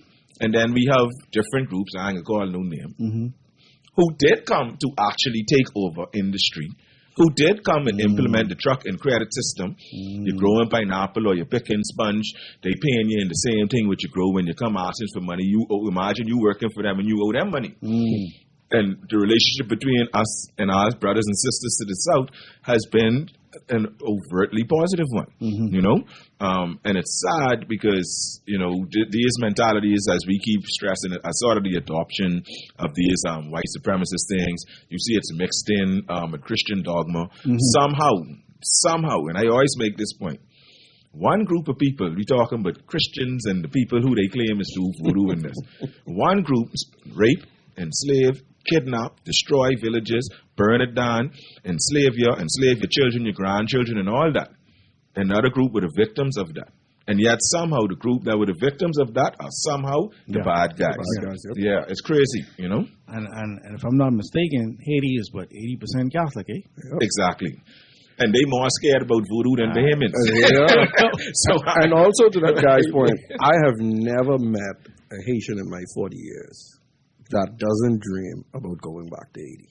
Yeah. In fact, as soon as they get up on their feet, one of the first things they do, paying the ASUS and that sort of thing, every year they're sending bits and pieces of monies back home to build their house that they never had because in their minds, one day, I will be returning. But I just can't go now. Hey, Louie, let me put something to you. I know you would know. So, and this is another thing, because someone was talking about, they taking up all our resources. Again, I'm not actually convinced. So how much does a Bahamian who's making a minimum wage pay to NIB? Is it even $100? That depends on them and their employer. Okay, but I can tell you the Haitian lowest. Thank you. Right, the lowest scale of work permit is around $2,000 a year. Thank you per year. Much. Each one person, right? To NIB, right? And to NIB, it's about $1,700. No, that $2,000 is to immigration. To NIB, it's about $1,500 to $1,700 at NIB. But are they claiming at NIB? I don't think so. They're not going for the sick benefits and that sort of thing. Of course not. Maybe if somebody dies, family may receive that $1,100 or so you're saying then that Bahamians should be thanking? I'm not saying that they should be thanking them. I'm not saying that they should be thanking them. We just no, I'm not saying that. I'm not saying that at all. That's a lot of money. No. I'm not saying that at all. But what we do not do is we do not look at the contributions, the positive contributions. And also, I heard Zavago lying, this is years ago. I don't even think he remembers this at UB. He was a part of a panel.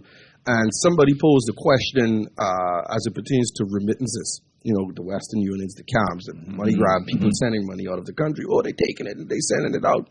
Well, he said something very simple.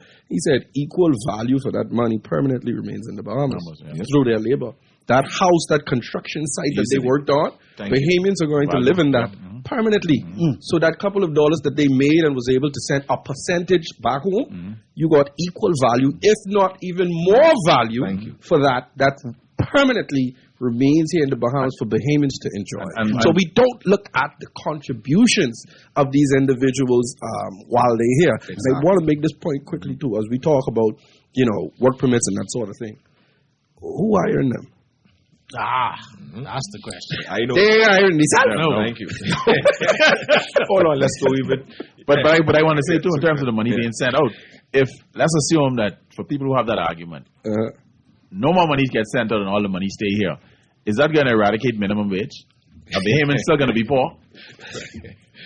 I'm just saying, it ain't like if the money stay, everybody's bank account can expand exponentially. And so that's why for me this conversation is important, because there are forces, but we ain't even talking about today, that are really at play. And they just would love for us to be at odds with each other. Let's go back to the phone lines. Call you live.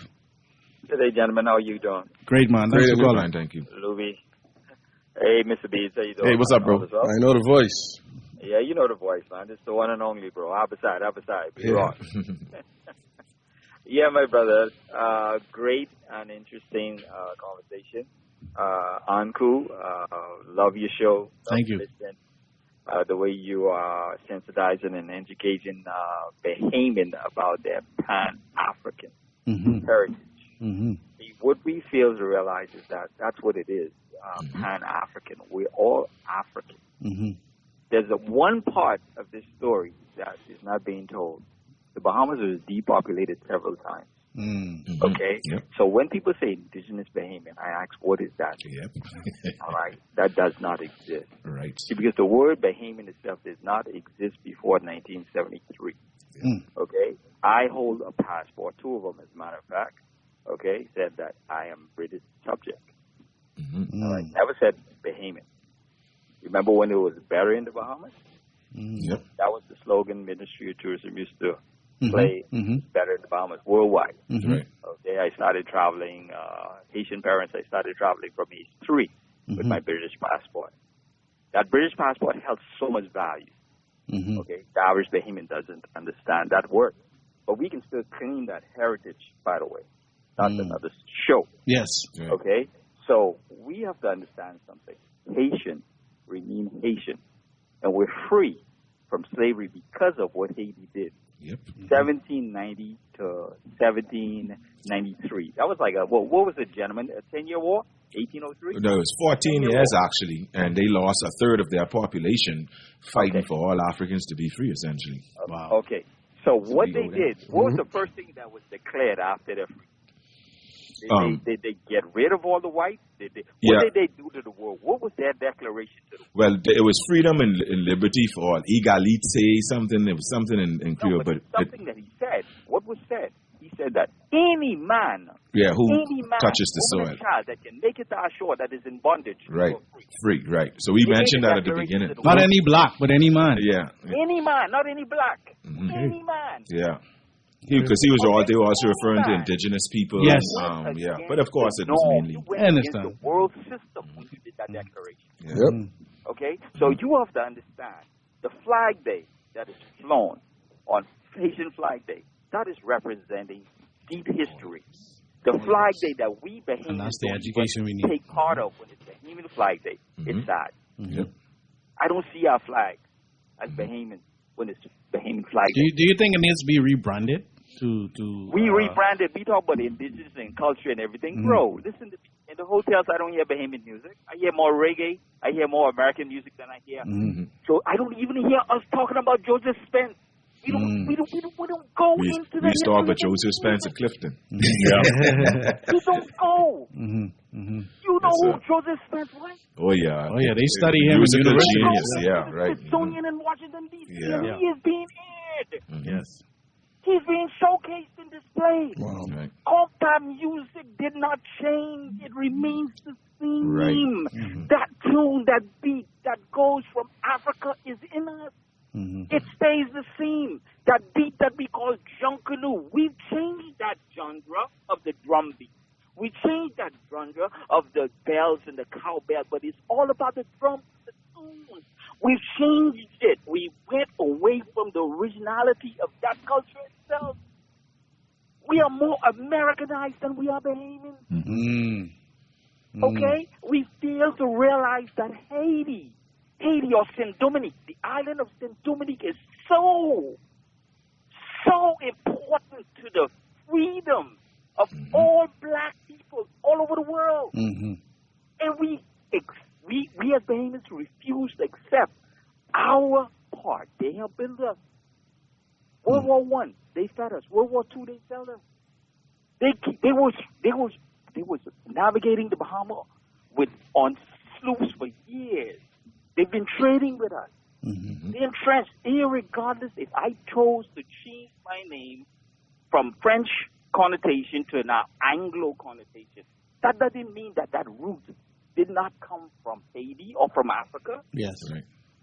So there's no such thing as indigenous Bahamian. In 1973, everybody that was here basically became Bahamian. Geopolitical. So how do you put an original on the? How do you change that? Africa remains Africa.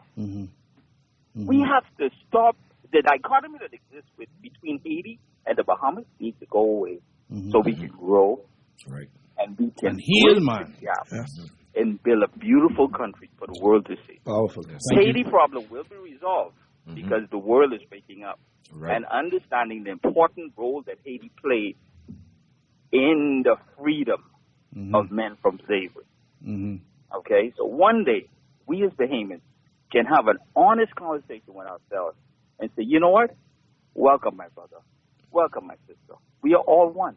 We are all one. One Bahamas. I think it was Azurjan Island. That was his famous one Bahamas, Louis. Am I right or wrong? Right, you're right. Yes, sir. Okay, we are one. We are one. We are Pan-Africans. We are one. Let's grow. They don't employ themselves. Bahamian companies use them because what? They're dedicated. They're loyal.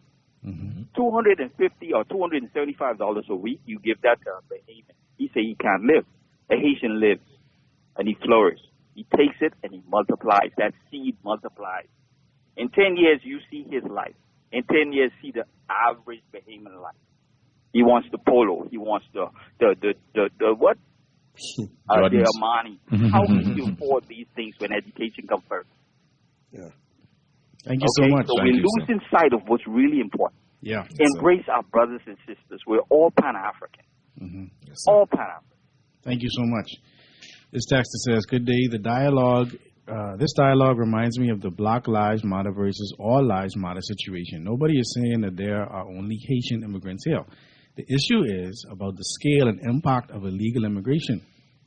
Every country has immigrants. The question is whether it is legal, manageable, and sustainable for a small country like ours.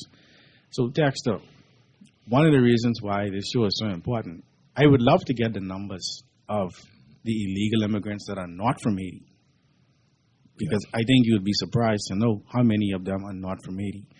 And I think you also would be surprised to know how things operate in the upper echelon of our country and how expats are able to maneuver in this country freely.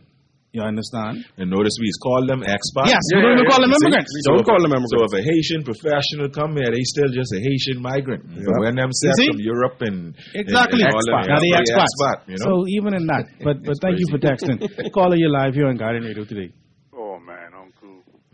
Hey, my brother. Peace. Davina, Christopher, and Luby. Yes, sir. Welcome. You can do a part 3, 4, 5, and 6. He didn't even say 2, he going straight to 3. I tell you something, man. My mom used to have a preschool, and let me do this. And there was this young boy. He used to bring his food. I never knew that he was Haitian. In fact, I never realized that 90% of our students were Haitians. Wow. But this boy used to bring his lunch. And I sort of like got a whiff of it. And he kind of liked my mommy cooking because really he never had that.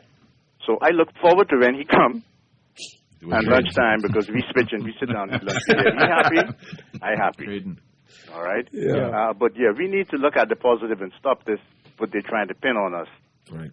Because today, if you look at it, our bus system would crumble if we didn't have the Haitian contribution just to catch the bus. I know what I'm saying because I used to drive a bus. You know, yeah. So we need to just stop this, man. But, you know, Luby, I'm attempting to do, and I might not even live long enough to complete it, but I have some Haitian girls and boys who are helping me with it, an online educational platform. And we covering just about every course there is. In fact, I'm going to use some material I'm hearing today in the course. And I hope, Uncle, you could forward. Yeah, I could give it to him. Yeah. I could share some of it. I want you to do this some more and more and more and more so that we could come out of this ignorance, eh? Yes, sir. Thanks, man. Thank you so much. Great call, man. Caller, you're live here on Guardian Radio today. Hello, Mike. How you doing? Great, man. Thanks for calling. Boy, you have the correct fellas on this show to carry on that topic. Yes, sir. You know, it's a topic that you and I always come back to. Yeah. There's some neo-colonial construct. You know, I don't think we fail to see how planned it is.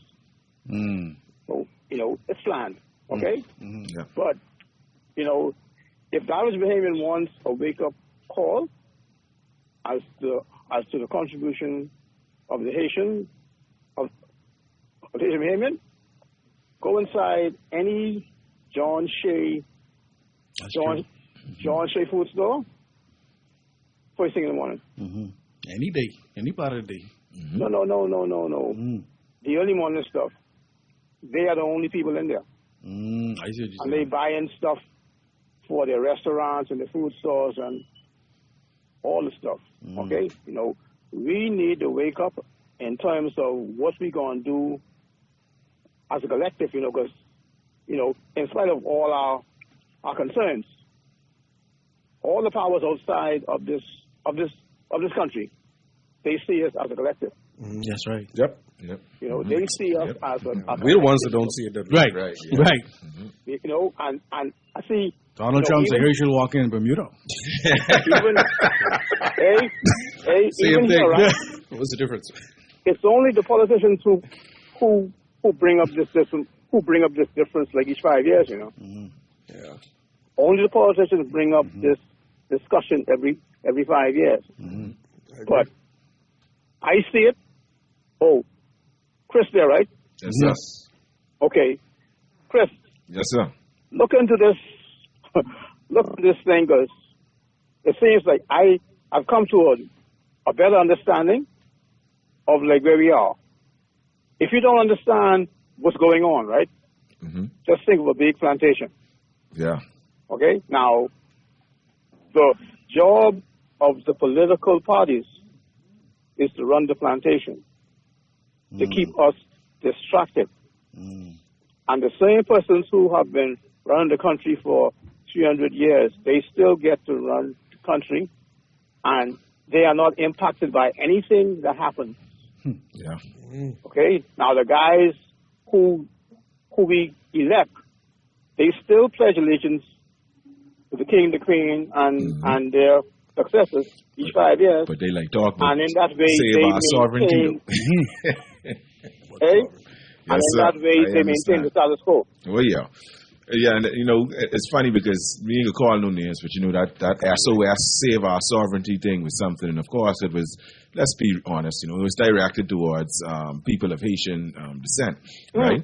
And it's crazy because we just watched, although I did spot one or two that didn't say the Charles or Chucky boys, I call them thing. And anyone who know me, I get strong resentment for Chucky boy them. Strong resentment, and even with my own family and political connections, I often don't attend certain things like that, and you're absolutely right. But then remember too, it's also external and internal forces.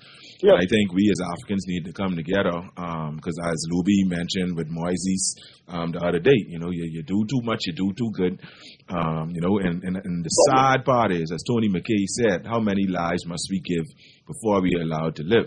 And as an African leader, including the Caribbean, when you take certain steps, you got to be willing to get locked up or dead, and I can leave that right there. Yeah. Wow. Thank you so much. So you see what I said? All right. Appreciate the call. So I have a caller here who was, a texter here rather, who was saying that the point that we made about expats, as we call them, as opposed to immigrants, maneuvering in their space. They say, you support my point. Nobody is complaining about expats affecting things like housing, healthcare, schools, squatters, infrastructure, and national identity. But let me say this. The jobs that the expats and the monies that they get are not going to Bahamians. Right. That could actually trickle down into the economy. So they are affecting the economy in an inverse way. Where the Haitians may not have the money, so they have to lean on the social resources more than the expat. The expats come in and they, in their own way, are stopping Bahamians from being able to make the kind of money that they could make. Just about to say that. Yeah, well, that brain drain. You see what I'm saying? Our educated brothers and sisters. So this is why 66% of people who go off to school do not come back. Yes. Because the expat can have their job. No, when you're white, you don't get beat with the same stick. No. I can leave that right there. No. Let's go to the phone lines. Phone lines are lit up. Call of your life. Hey, thank you so much. I'll be quick. I appreciate this opportunity. However, I do disagree with this Pan-Africanism as a black man. Sure. I think that that to me is racist. Sure. If the white people was doing the same thing, that's the same thing that we faced historically. As a matter of fact, in Africa... You want us to address the point, or you just want to make a comment?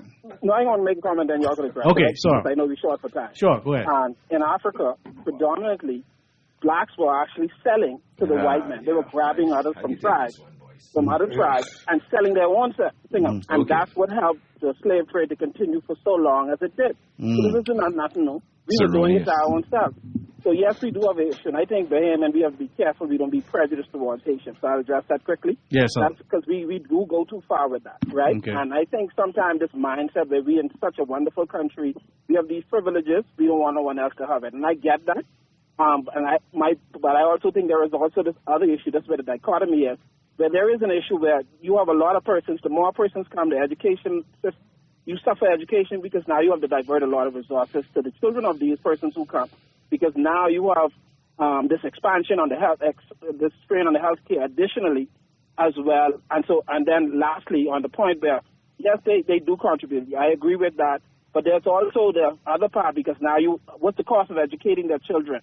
What's the cost of the healthcare for those that we kind of just imported into the system? And again, I'll leave on this lastly. Listen, I'll trade one Haitian for 3 Bahamians, right?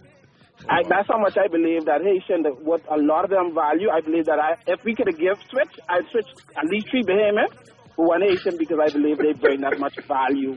And I believe that we take for granted what we got. Thanks, bro. Thank you so much. So when we come back, Chris, I can let you respond. Let's put a pin in that one. I also want to respond because it's sad that we actually believe it's great. Oh wow! Listen, we didn't even get a chance to come back. It's 4 o'clock. What? Man, Africans is the only people in the world who get blamed for their own genocide. Yeah, it's ridiculous. Yes, it's crazy. And normalization is pan-European. Organization. Everything was normal is white. Yeah. Right? But I appreciate the calls. I appreciate the texts. I appreciate my guests today, John Quad. You got to do a part too. Louis George and Mr. Beards. I want to thank Chris Penniman for being our producer today. The Talking Heads are up next, Naughty and MJ. So please keep it locked here at 96.9 Guardian Radio. Fresh news, smart talk all day. Namaste, family. Love that you live, hating you die. Love is the reason why everything we see feel lie. I don't like the Babylon system. Never wanna be the weak.